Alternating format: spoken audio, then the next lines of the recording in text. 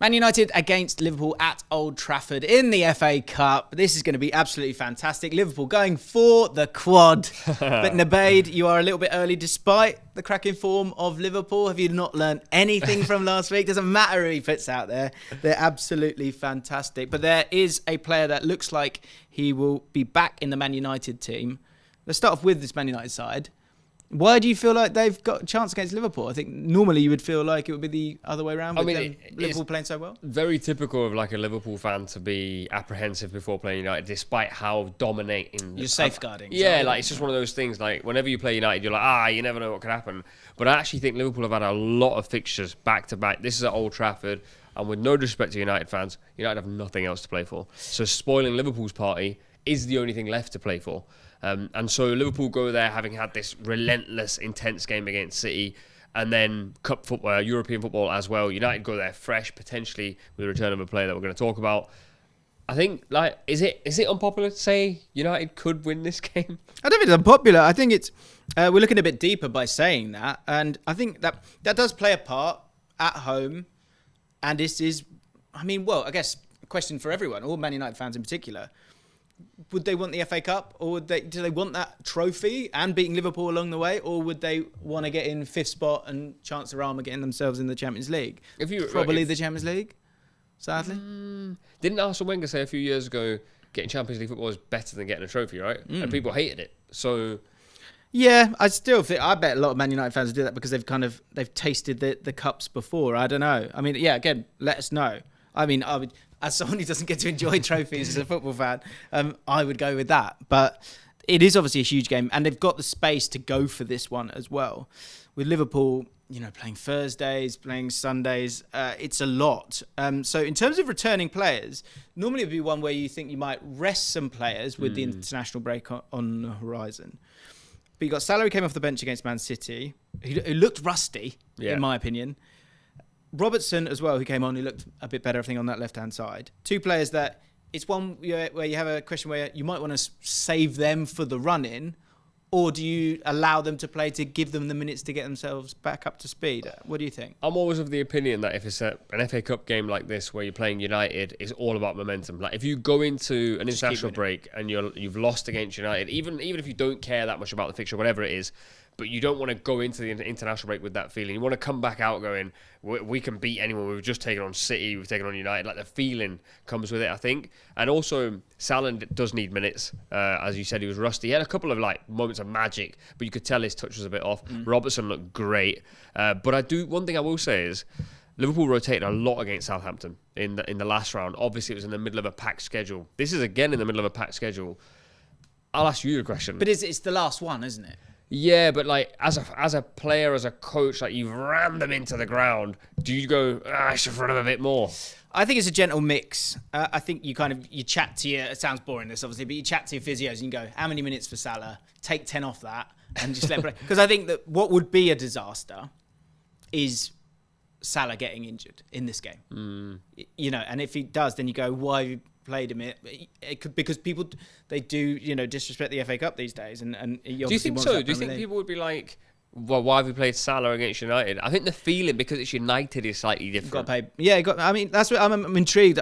I'm not a Liverpool fan, so I don't know what the psyche is. Like, is it just go and win games? If it is, then play Salah. I would be slightly concerned with it. And I think when you got someone, Conor Bradley, who's just having a great time of it, it might be one where you kind of want to utilise him as well. But Conor Bradley and Robertson on both sides, that's a bit old school, having those guys, especially in this inverted world that we live in these days. So there's some big decisions there to be made. For Man United, Hojlund, according to Hojlund, the Denmark manager, is in his squad for the internationals and expects him to play. And he said it all. He said we've had a chat with Eric. He's definitely going to play in this game. 7 goals so far this season from an XG of 6.48. He's got 2 assists as well. Before his injury, he scored 7 goals in the space of 6 matches, including a brace against Luton and a goal and an assist against Spurs.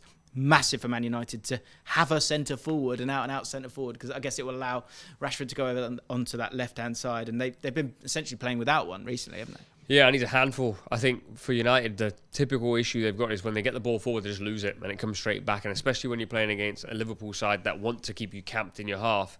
Hojlund's one of those guys. He wins fouls. He just sort of like knits it all together. And I've never liked Rashford through the middle. I just think when he's up there on his own, he looks a little bit lost. Scored a scorcher against City, but then absolutely disappeared. So Hojlund, I think, is a massive boost. But he has been out for a while. So if we're saying with Salah here, do you risk him? Do you want to just throw this guy in there again? I think you go for it. As I said, the Danish manager kind of wants to see him play to see if he's capable of being in the squad. And I think for Man United, I think go for it. You've got to go for it. One player that's going to be really important for them is Garnacho. I think the great thing with Hojlund is it gives Bruno Fernandes someone to pass to. Yeah. It gives Rashford someone to work with as well as a bit of a backboard at times.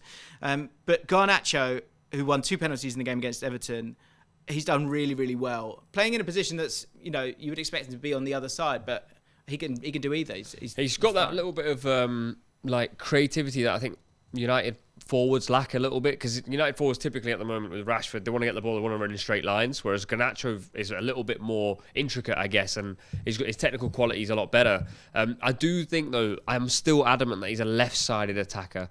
Maybe that's like my bias towards like wingers that come inside, because that's what we've sort of become used to. But I do think he's a wide forward. I don't think he's this winger that's going to hang wide and take his fullback arm over and over again. I mean, he could have had 5 penalties against Everton. He was on the ground so many times. I do think he's their most important attacker, though. I think you take him out and Anthony comes in, you've lost something completely. Amad Diallo comes in, you've lost something.